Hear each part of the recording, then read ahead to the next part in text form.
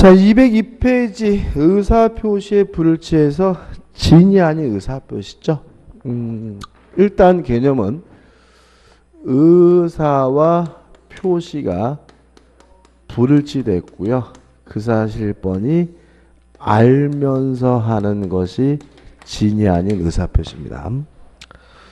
예를 들면 속으로는 10원짜리 알마 한 푼도 줄 마음이 없으면서 말로는 1억을 주겠다고 하는 경우고요. 이렇게 의사표시가 불일치되면 법률행위 해석을 하게 되는데 원칙이 무슨 해석이죠? 규범적 해석이니까 표시된 대로 1억을 줘야 되는 것이 원칙이다. 원칙이 뭐하죠? 유효하죠. 다만 언제 자연적 해석을 하게 되냐면 상대방이 알았거나 또는 알 수가 있었다면 자연적 해석을 하고요. 그러면 속마음대로 1억을 줄 필요가 없다는 얘기니까 상대방이 알았거나 알 수가 있으면 뭐가 되죠? 무효가 되는 거죠. 다만 추가되는 것은 이 무효를 가지고 선의의 제3자, 모르는 제3자에게 뭐하지 못하냐면 대항하지 못합니다. 교재 보신 법조문이 나와 있죠. 107조 1항이죠. 의사표시는 표의자가 진이 아님을 알고 한 것이라도 그 효력이 있다. 원칙적으로 유효하다는 얘기죠. 그러나 상대방이 표의자의 진이 아님을 알았거나 알 수 있었을 경우에는 무효로 한다. 이왕 전항의 의사표시 무효는 선의의 제3자에 대항하지 못한다. 이렇게 나와 있죠. 의의 나와 있고 요건 뭐 특별한 건 없습니다. 1번 의사표시가 존재해야 된다. 2번 의사표시가 불일치되고요. 3번 불일치됐음을 스스로 어떻게 해요? 알고 해야 되고요. 4번 왜 이러한 의사를 표시했는지는 이유나 동기는 따지지 않습니다. 판례가 나오는 두 가지 판례가 나오죠. 일단 첫 번째 판례는 뭐냐면 이런 문제입니다. 강박에 의한 의사표시가 진이 아닌 의사표시냐, 이게 문제가 돼요. 자, 이런 판례가 등장하는 이유를 좀 알아두시면 좋겠는데 강박에 의한 의사표시는 우리가 알다시피 뭐 할 수 있냐면 취소할 수 있는데 취소는 행사기간에 제한이 있어요. 추인이 가능한 날로부터 3년, 법률행위를 한 날로부터 뭐죠? 10년이죠. 그럼 예를 들어서 법률행위는 한 날로부터 10년이 지났다면 더 이상 뭐 할 수 없어요? 취소할 수가 없으니까 결국은 강박을 이유로 무효임을 주장하면서 소송을 주장하게 되는데 일단 소송을 제기한 측은 이런 얘기죠. 강박으로 인해서 줄 마음도 없으면서 주겠다고 하는 것이므로 의사표시가 뭐가 됐어요? 불일치되어 있으니까 진이 아닌 의사표시다.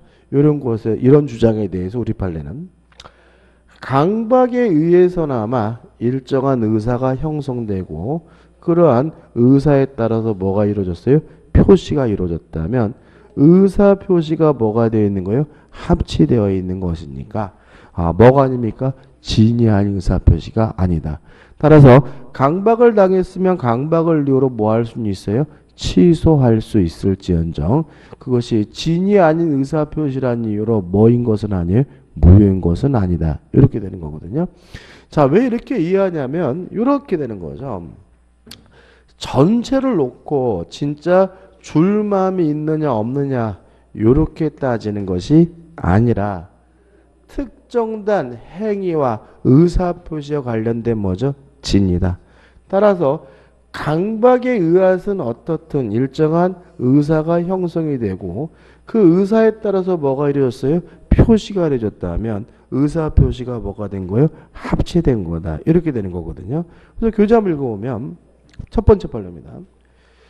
비진이 의사표시에서 진이란 특정한 내용의 의사표시를 하고자 하는 표의자의 생각을 말하는 것이지 표의자가 진심으로 마음속에서 바라는 사항을 뜻하는 것은 아니라고 할 것이므로 비록 재산을 강제로 뺏긴다는 것이 원고의 본심에 잠재되어 있었다 하여도 다시 말하면 진정으로 줄 마음이 없었다 하여도 원고가 강박에 의해서나마 이 사건 증여를 하기로 하고 그에 따른 증여 의사표시를 한 이상, 다시 말하면 강박으로 인해서 주기로 한 마음이 만들어졌고 그거에 따라서 주기로 한 이상 증여의 내심의 효과 의사가 결여된 것이라 할 수는 없을 것이다 라는 말은 의사표시가 불일치된 것은 아니다. 지인이 아닌 의사표시가 아니란 얘기고요. 따라서 뭐죠? 취소할 수는 있을지언정 요 자체가 뭐는 아니죠. 지인이 아닌 의사표시인 것은 아니다. 이런 주제 판례죠. 아주 시험에 잘 내죠. 두 번째 판례는 좀 이따 통정어휘 표시할 때 할게요. 그 다음에 이제 효과가 나옵니다. 여기서 이제 우리가 사례를 좀 분석할 수 있으면 돼요. 갑이 A라는 건물을 가지고 있는데 을에게 증여하겠다고 하면서 갑이 을에게 이전 등기를 해줬는데 요 증여가 진이 아닌 의사표시 비진이 표시였어요. 일단 원칙은 뭐죠? 유효합니다. 따라서 요 증여도 유효하고 등기도 유효하니까 을은 원칙적으로 소유권을 갖습니다. 다만 을이 알았거나 또는 알 수가 있었으면 무효니까 을이 알았거나 알 수 있었다면 그때는 을은 뭘 갖지 못하죠? 소유권을 갖지 못합니다. 다시 말하면 을이 알았거나 알 수 있었다면 증여가 뭐가 돼요? 무효가 되고 증여가 무효면 무엇도 무효예요? 등기도 무효니까 을에게 뭐가 없는 거죠? 소유권이 없는 거죠. 근데 여기서 핵심적인 부분은 뭐냐 하면 알았거나 또는 알 수가 있으면 무효거든요. 따라서 을이 원칙에 따라서 소유권을 취득하려면 선이이고 and 뭐여야 돼요? 무과실해야 돼요. 따라서 을이 선이면 소유권을 갖는다는 지문은 X예요. 을이 선인 것만으로는 부족하고요. 뭐까지 있어야지만요? 무과실까지 있어야지 비로소 뭐예요? 소유권을 가져요. 이거 별거 아닌데도 불구하고 아주 잘 틀려요. 선이고 거기다가 뭐 해야 돼요? 무과실해야 돼요. 선이면 소유권을 갖는다는 지문은 생각할 필요도 없이 뭐예요? X인데 자꾸 이거를 맞다라고 생각하시면서 엉뚱하게 질문하신 분들이 많은데 자, 을이 소유권을 취득하기 위해서는 선이고 뭐 해야 돼요? 무과실해야 됩니다. 그럼 원칙이 굉장히 어렵습니다. 이게 왜 원칙이라고 하느냐면 을은 선이고 무과실임을 뭐 받는다는 얘기냐면 추정받는다는 얘기인 거죠. 진의한 의사표시 원칙이 유효라는 말은 을은 선이고 무과실임을 추정받기 때문에 을 스스로 자신이 선이고 무과실임을 뭐 할 필요 없어요? 입증할 필요가 없다는 얘기예요. 자, 진의한 의사표시는 원칙이 뭐한 거죠? 유효합니다. 따라서 을은 유효함을 비록 뭐 할 필요 없어요? 입증할 필요가 없고요. 갑이 이 부동산을 돌려받으려면 을이 알았거나 또는 알 수 있었다는 사실을 입증해야 돌려받을 수 있다는 의미에서 원칙이 뭐한 거죠? 유효한 거죠. 그 다음 을이 자기 앞에 등기된 것을 기하로요. 병한테 팔아먹었어요. 팔아먹고 병한테 이전 등기를 해줬다면 병을 우리가 제3자라고 하는데 여기서 좀 조심할 것은 뭐냐 하면 만약에 을이 선이고 무과실이어서 이미 소유권을 취득한 상태라면 을이 병에게 짓고 지고 팔아먹은 것이니까 병은 선이든 악이든 묻지 않고 항상 뭘 갖게 돼요? 소유권을 갖게 되는 거죠. 근데 만약에 을이 알았거나 알 수 있었다는 이유로 소유권을 갖지 못한다면 요때 병은 선이어야 소유권을 갖고요. 악이면 뭘 갖지 못하죠? 소유권을 갖지 못하는 거죠. 다시 말하면 병이 만약에 선이라면 굳이 을이 소유권을 가지고 있는지 안 가지고 있는지 뭐 할 필요 없어요? 따질 필요도 없는 거예요. 서로 을이 뭐가 없더라도 소유권이 없더라도 을은 선이기만 하면 뭘 갖는 거죠? 소유권을 갖는 거니까요. 여기서 주의하실 것은 병은 선이 이기만 하면 됩니다. 뭐까진 필요가 없냐면 무과실까진 필요가 없다. 또 병과 같은 모든 제3자는 선임을 추정받습니다. 따라서 제3자 스스로 자신이 선임을 뭐 할 필요 없어요? 입증할 필요가 없다는 것까지 꼭 기억해 두시기 바라고, 별거 아닌데 은근히 잘 틀리는 부분이니까 한번 좀 꼼꼼히 좀 곱씹어 보셨으면 좋겠어요. 끝입니다. 그 다음에 넘겨보시면 적용 범위가 나오죠. 1번 상대방 없는 단독행위도 적용이 됩니다. 다만 상대방이 없다면 상대방이 알았거나 알 수 있었다는 건 뭐 할 수 없어요? 존재할 수가 없으니까요. 항상 뭐죠? 유효하고요. 2번 적용이 배제되는 경우에서 복잡하게 나와 있는데 가장 중요한 것은 공법상 행위는 적용되지 않습니다. 왜냐하면 우리가 배우는 민법은 개인과 개인 간의 관계를 규율하는 뭐죠? 사법이니까요. 그 우측에 나와 있는 판례는 뭐냐면 공무원의 사직서 제출 행위에 대해서는 진이 아닌 의사표시가 적용되지 않는다. 왜냐하면 공무원의 사직서 제출 행위는 국가와 개인 공법상의 행위이기 때문에 그렇고요. 또 진이 아닌 의사표시 적용되지 않는다는 말은 공무원의 사직서 제출 행위는 항상 뭐하다는 뜻이냐면 유효하다는 뜻이니까 주의하시기 바랍니다. 그 다음에 이제 통정어휘 표시죠.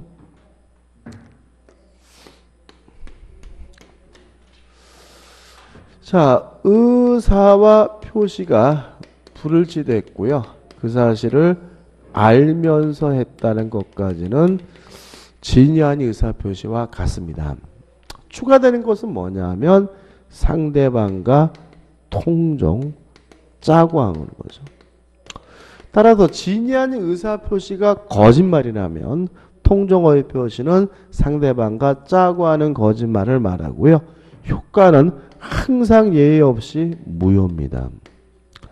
다만 이 무효를 가지고 선의의 제3자, 모르는 제3자에게 대항하지 못합니다. 그럼 이렇게 되는 거죠. 짜고 하는 거짓말이 통정어휘 표시고요. 상대방과 짜고 한다는 말은 상대방이 항상 알고 있다는 얘기고 항상 무슨 해석을 해야 돼요? 자연적 해석을 해야 되니까 항상 뭐죠? 무효고, 다만 이 무효를 가지고 누구한테요? 선의의 제3자에 대항하지 못하죠. 의가 나와 있고 하단에 뭐가 나오냐면 판례가 나와요. 이거는 어떻게 기억하시면 되냐면 타인의 이름으로 대출을 받는 거죠. 다른 사람을 내세워서 대출 받는 거, 이걸 어떻게 볼 것이냐에 대해서 우리 판례는 아까 지나왔는데, 첫째, 진이 아닌 의사표시, 비진이 표시는 아니라고 봅니다. 지나왔어요. 다시 말하면 진이 아닌 의사표시, 진이란 진정으로 마음속에서 바라는 바가 아니라 특정된 행위와 관련된 진이기 때문에 남을 위하든 어떻든 간에 대출을 받을 마음으로 대출을 신청한 것은 의사표시가 합치되어 있으니까 뭐는 아니냐면 진이 아닌 의사표시는 아닌 거예요. 항상 뭐죠? 유효한 거죠. 다만 이 문제에 대해서 우리 판례는 뭐이긴 하냐면 통정 허위 표시이기는 하다는 것이 우리 판례 입장입니다. 그 판례거든요. 그래서 우리가 타인의 이름으로 대출을 받는다 이런 표현이 나오면 결론은 뭐예요? 진이 아닌 의사표시는 아니고요. 뭐이긴 합니까? 통정 허위 표시이긴 하다. 이렇게 좀 꼭 기억해 두시고, 이거는 모순된 것이 아니라 기준을 달리하는 것이니까 좀 결론을 꼭 기억해 두시기 바랍니다. 그 다음 넘겨보시면 요건 1. 의사표시가 존재해야 된다. 2. 의사표시가 뭐죠? 불일치돼야 된다. 3번 알면서 해야 되고요. 여기까지는 진위 아닌 의사표시와 똑같은 게 다른데 뭐죠? 4번 상대방과 통정 짜고 해야 되고요. 5번 왜 그딴 짓 했는지 이유나 동기는 묻지 않습니다. 우수에 보시면 뭐가 나오죠? 효과가 나오죠. 판례는 중요하지 않은 부분입니다. 요것도 이제 사례 가지고 정리를 하셔야 되는데 요런 사례죠. K라는 사람이 갑에게 1억을 빌려줘서 1억을 받을 돈이 있는 채권자고요.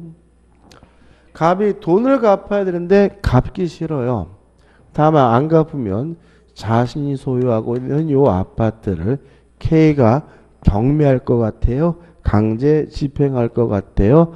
그래서 친구인 을과 짜고 하지도 않은 매매를 한 것처럼 가장을 해서 갑이 을에게 이전 등기를 해줬다. 이런 고종족 사례가 나오게 되고요. 일단 갑과 을 간의 요 가장 매매가 통정어휘 표시입니다. 매매가 무효면 무엇도 무효냐면 등기도 무효고요. 따라서 아직도 갑에게 뭐가 있는 거냐면 소유권이 있는 거예요. 첫째 논점은 갑이 자신이 소유자란 이유로 을의 등기에 대해서 말소를 청구하는 것이 뭐죠? 가능하다는 점이죠.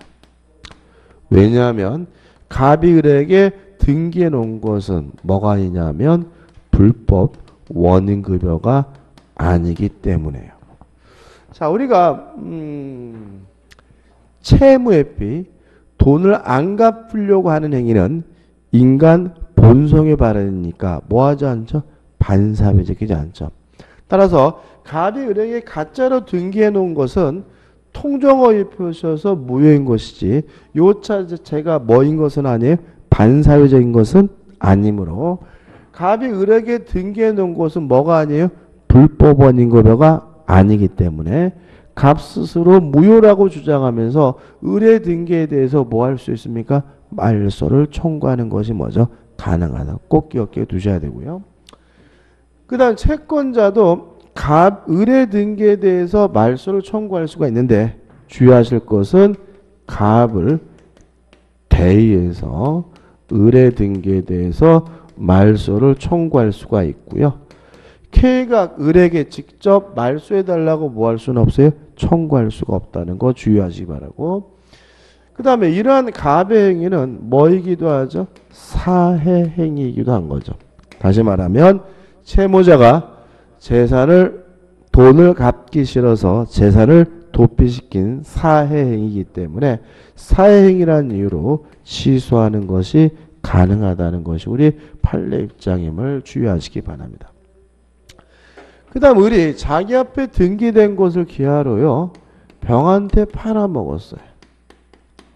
팔아먹고 병한테 이전 등기를 해주면 요 병을 우리가 뭐죠? 제3자라고 하고요.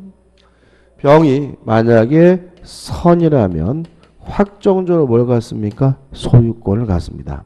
왜냐하면 통정어휘 표시 무효는 누구한테 대항하지 못하죠? 선의의 제3자에게 대항하지 못하니까요. 물론 이 사람은 선이이기만 하면 되고 뭐까지는요? 무과실까지는 필요가 없고요. 또 제3자는 선임을 추정받음으로 스스로가 제 선임을 뭐 할 필요 없어요? 입증할 필요가 없다는 것은 진의한 의사표시와 똑같죠. 그 다음 병이 또다시 정에게 팔아먹고 정에게 이전 등기를 해주면 이때 정을 우리가 전득자라고 하는데 만약에 병이 선이어서 이미 확정적으로 소유권을 가진 상태라면 전득자는 선악 불문하고 뭘 갖습니까? 소유권을 갖게 된다는 것까지 꼭 기억해 두시기 바랍니다. 이게 이제 기본적 흐름이에요. 여기까지 꼭 기억해 두시고 조금만 다시 한번 생각해 보자고요. 갑이 을과 만나가지고 하지도 않은 매매를 한 것처럼 가장을 해서 갑이 을에게 이전 등기를 해줬더니 을이 병에게 또 팔고 병에게 이전 등기를 해줬는데 병이 선이에요. 그러면 병은 확정적으로 뭘 갖게 돼요? 소유권을 갖게 되니까 이제 갑은 병의 등기에 대해서 말소해달라고 뭐 할 수는 없어요? 요구할 수는 없죠. 그럼 이때 갑은 어떻게 해야 되냐? 이때 갑은 을에게 매매 대금에 대해서는 부당이득으로서 반환을 청구하게 되고요. 아니면 갑은 을에게 불법행위를 원인으로 뭘 청구합니까? 손해배상을 청구한다는 것은 너무나 당연한 건데 이것도 말씀 안 드리면 전혀 생각을 못하는 분이 계시기 때문에 이것도 꼭 기억해 두셔야 되겠죠. 다시 말하면 매매가 무효고 등기가 무효라는 말은 누구 거란 얘기예요? 갑의 것이라는 말은 을이 병한테 팔아먹고 등기해주면 속된 말로 을은 갑의 집을 뭐 한 거예요? 팔아치운 거잖아요. 그죠? 따라서 당연히 을의 행위는 뭐예요? 불법행위인 거고요. 또 을이 병한테 팔고 받은 돈은 뭐예요?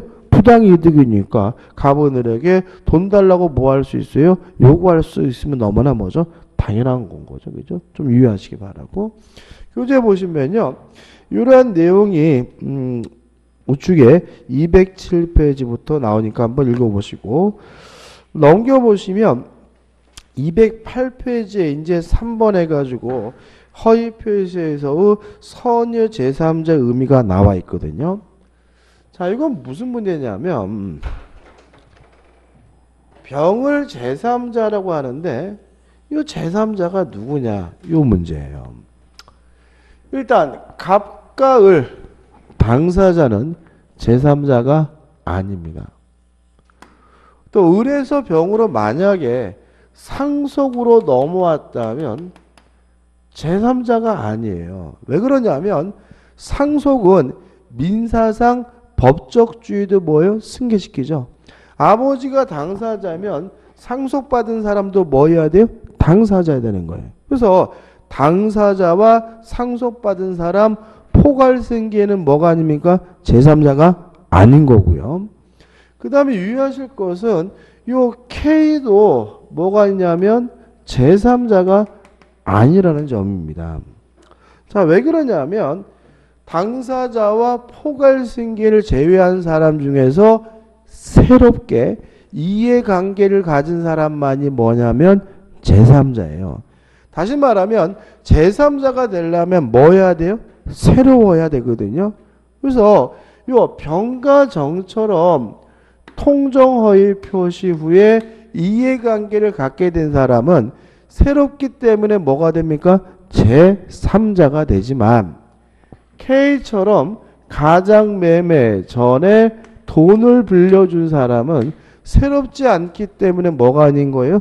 제3자가 아닌 거예요. 그래서 자칫 하단에 박스로 정리되어 있는데 이거를 외울 거는 아닌데 항상 조심할 것은 뭐냐면 전이냐 후냐 문제예요. 오늘은 하나씩 볼 건데 박스 좌측에 제3자에 해당하는 자에서 1번이 나오잖아요. 자, 한번 읽어볼게요. 가장매매 매수인으로부터 그 목적물을 다시 매수한 자는 제3자입니다. 왜냐하면 이 사람이 다시 샀다는 말은 가장매매 후에 샀으니까 새롭기 때문에 뭐가 되는 거예요? 제3자가 되는 거죠. 2번 가장매매 매수인으로부터 저당권을 설정받은 자 제3자입니다. 왜요? 언제 저당권을 설정받았으니까요? 가장매매 후에 저당권을 설정받았으니까요. 어떤 행동을 하시면 안 되냐면 저당권을 설정받은 자 이렇게 외우시면 안 된다고요. 물론 이게 저당권이 아니라 뭐예요? 전세권일 수도 있고 지역권일 수도 있고 뭐일 수도 있어요? 뭐 지상권일 수도 있는 거죠. 다시 말하면 새로워야 뭐가 되는 거예요? 제3자가 되는 거죠.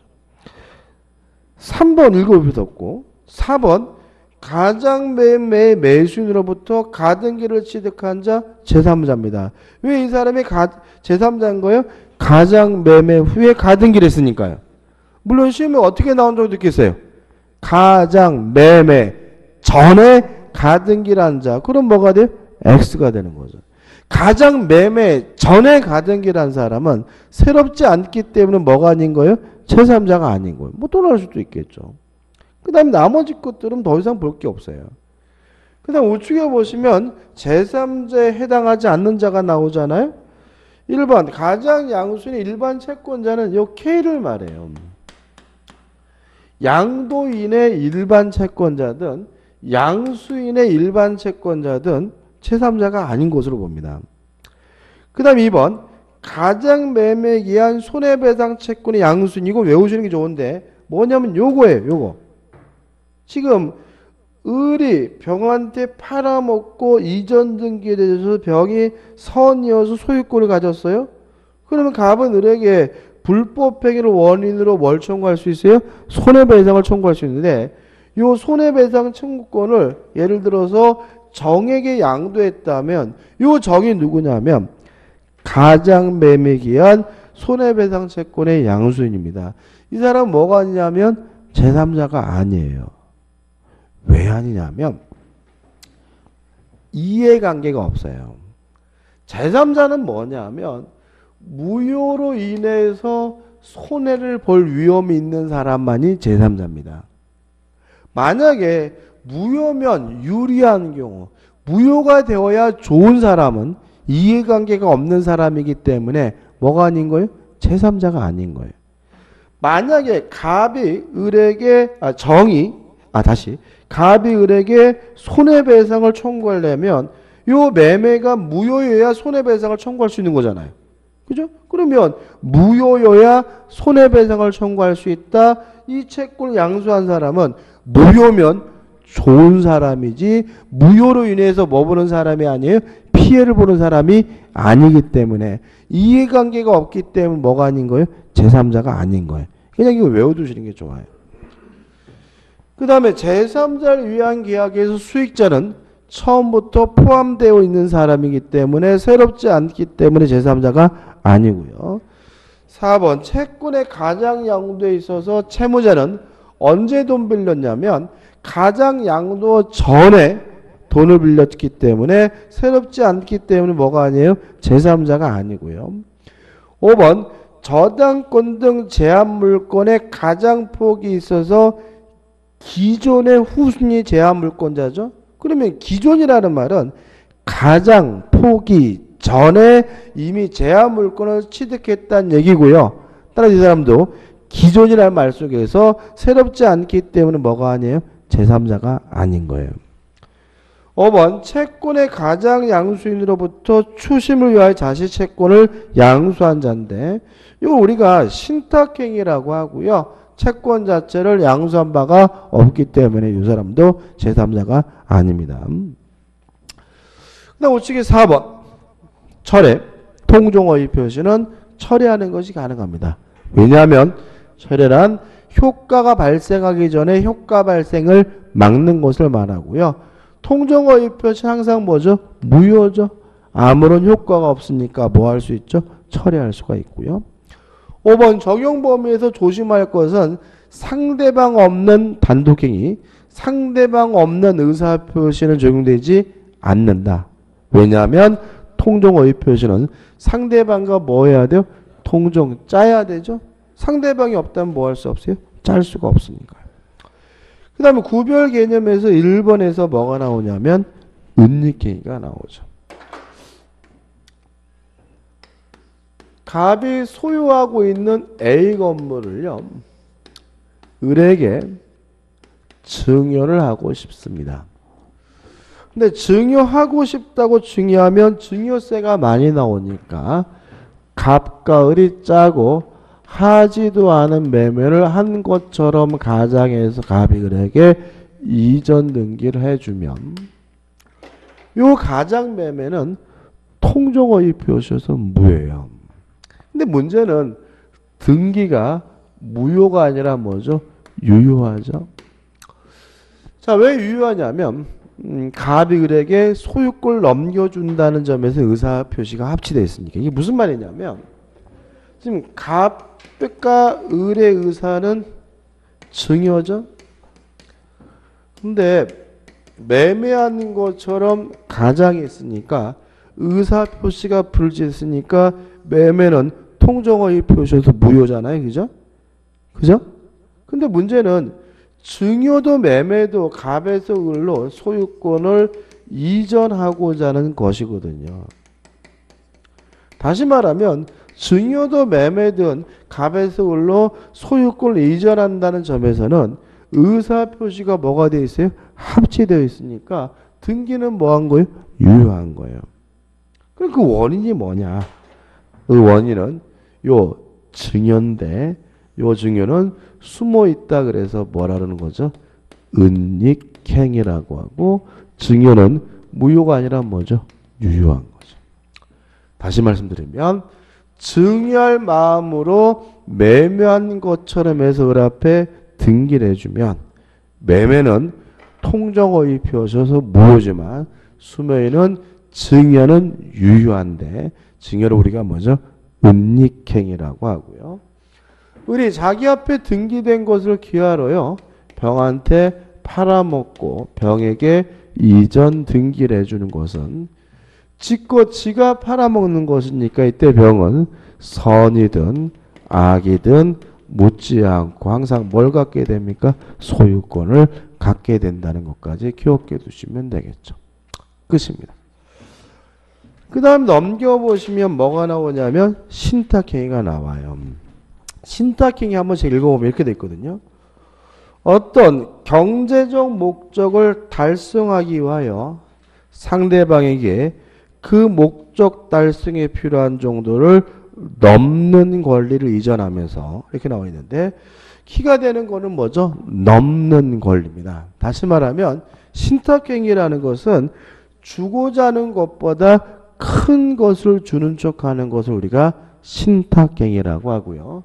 신탁행위로서 우리가 기억해야 될 것이 두 가지죠. 첫째, 양도담보입니다.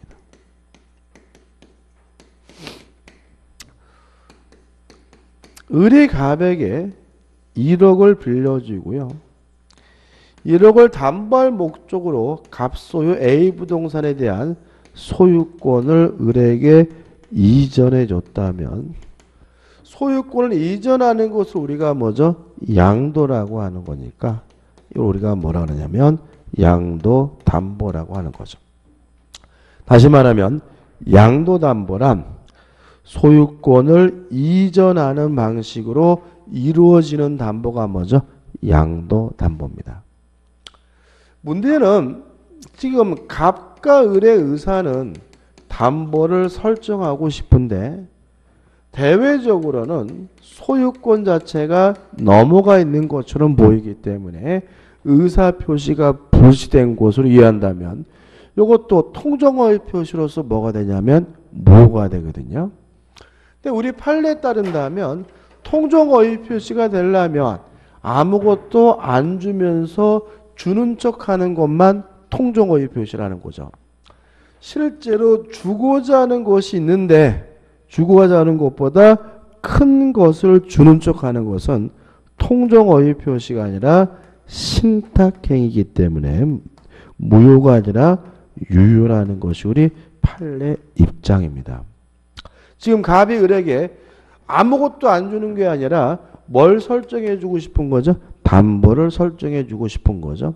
따라서 이것은 양도담보로서 무효가 아니라 뭐한 거죠? 유효한 거죠. 이런 얘기입니다. 아무것도 안 주면서 주는 척하는 것만 뭐예요? 통정어휘 표시. 무효. 실제로 주는 것은 뭐예요? 은닉행위. 유효. 그죠? 주긴 주는데 실제로 주는 것보다 큰 것을 주는 척하는 거는 뭐예요? 신탁행위. 이것도 뭐죠? 무효가 아니라 뭐죠? 유효다. 이런 얘기가 되는 거죠. 그 다음에 두 번째 신탁행위는 뭐죠? 채권 추심을 위한 채권 양도죠.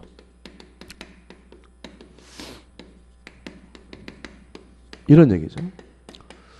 을이 갑에게 1억을 줘서요. 1억을 달라고 요구할 수 있는 채권이 있는데 병이 갑에게 찾아가서 을에게 돈을 갚으라고 얘기했더니 갑이 네가 뭔데 지랄 거느냐라고 하길래 병이 을에게 뭘 요구했냐면 채권을 양도해 준 것처럼 해주면 내가 요놈한테 가서 떳떳하게 돈 달라고 지랄 걸어줄게. 이게 뭐죠?